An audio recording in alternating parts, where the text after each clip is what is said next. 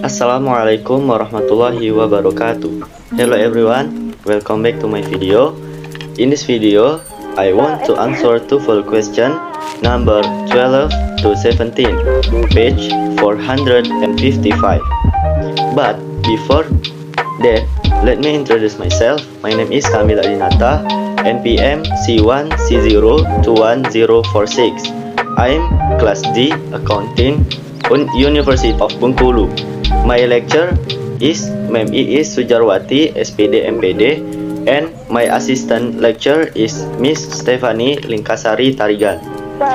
Okay, before I discuss about TOEFL, I will discuss a little explanation about what TOEFL is.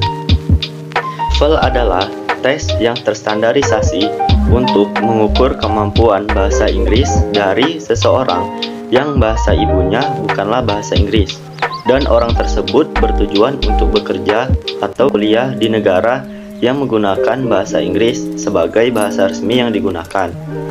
Tes TOEFL biasanya digunakan oleh institusi yang berasal dari negara Amerika Serikat atau Kanada, sehingga bahasa yang digunakan dalam tes adalah bahasa Inggris Amerika atau American English. TOEFL memiliki dua jenis tes, yaitu PBT atau Paper Based Test dan IBT atau Internet Based Test. Skor atau nilai untuk ujian PBT berkisar antara 310 hingga 677, sedangkan untuk yang IBT berkisar antara 0 hingga sampai 120. Baiklah, kita langsung masuk ke pembahasan soal TOEFL-nya. Nama yaitu nomor 12. How have we been able to learn about the mummification process?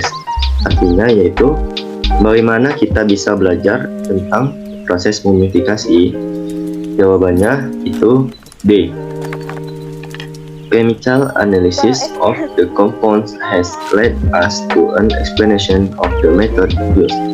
Artinya, analisis kimia senyawa telah membawa kita pada penjelasan tentang metode yang digunakan. Penjelasan pada teksnya yaitu the ancients left no written accounts as to the execution of this process. So scientists have had to examine mummies and establish their own theories. Artinya yaitu orang dahulu itu tidak meninggalkan catatan tertulis tentang pelaksanaan proses ini. Jadi sehingga para ilmuwan itu harus memeriksa mumi dan membangun teori mereka sendiri. Jadi dengan menganalisis kimia kita dapat mendapatkan penjelasan tentang metode apa yang digunakan dalam mumifikasi. Selanjutnya nomor 13. Soalnya the word day in line 19 refers to, artinya kata mereka pada baris ke-19 itu digambarkan sebagai ini. Kita cari pada teks yaitu di sini they. They also painted presents over the wet linen. Jawabannya yaitu A. Emblemers atau pembalseman, karena di awal paragraf itu telah disebutkan bahwa the emblemers. Jadi kata berikutnya yaitu merujuk pada the emblemers. Selanjutnya nomor 14. The emblemming process can best be described as, artinya proses mumifikasi dapat digambarkan sebagai, jawabannya yaitu A. Lengthy and complicated, artinya itu panjang dan rumit. Kenapa panjang dan rumit?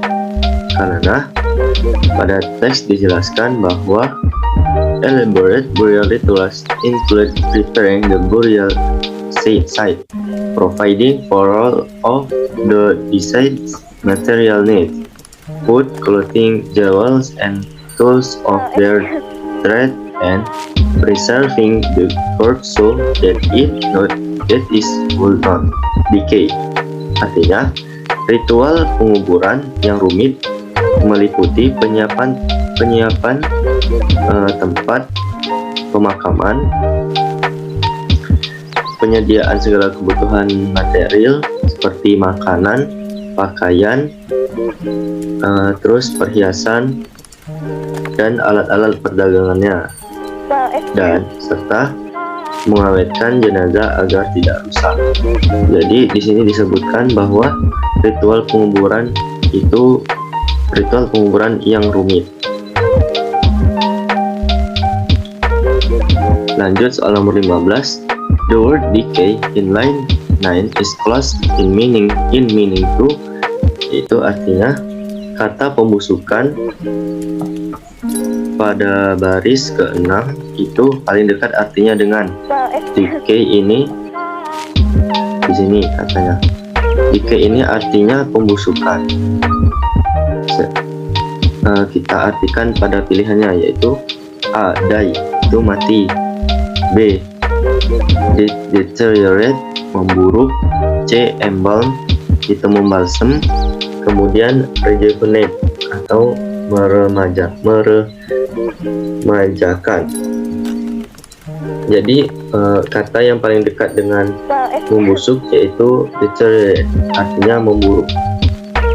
Lanjut ke soal nomor 16. All of the following statements are true except.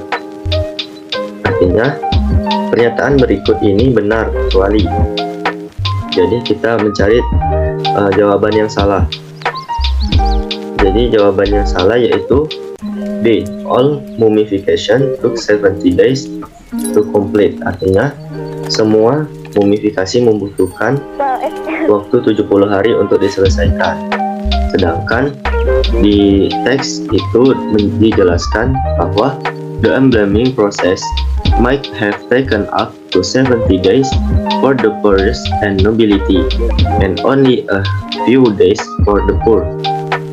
Artinya yaitu proses pembalseman mungkin memakan waktu hingga 70 hari untuk Fir'aun dan bangsawan, dan hanya beberapa hari untuk orang miskin. Jadi proses mumifikasi atau pembalseman 70 hari itu hanya untuk Fir'aun dan bangsawan, sedangkan orang miskin itu hanya beberapa hari. Jadi jawaban B itu salah.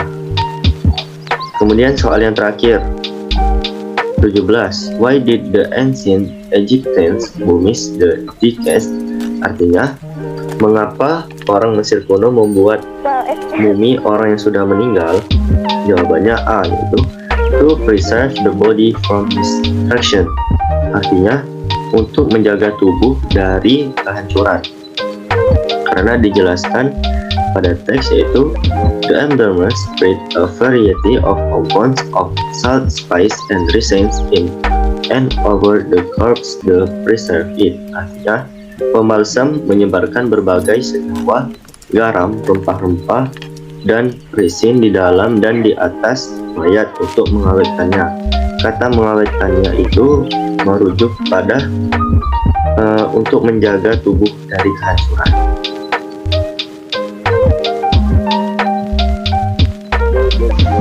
Baiklah, itulah tadi penjelasan tentang soal TOEFL 5 soal. Lebih dan kurang saya mohon maaf. Saya akhiri. Wassalamualaikum warahmatullahi wabarakatuh.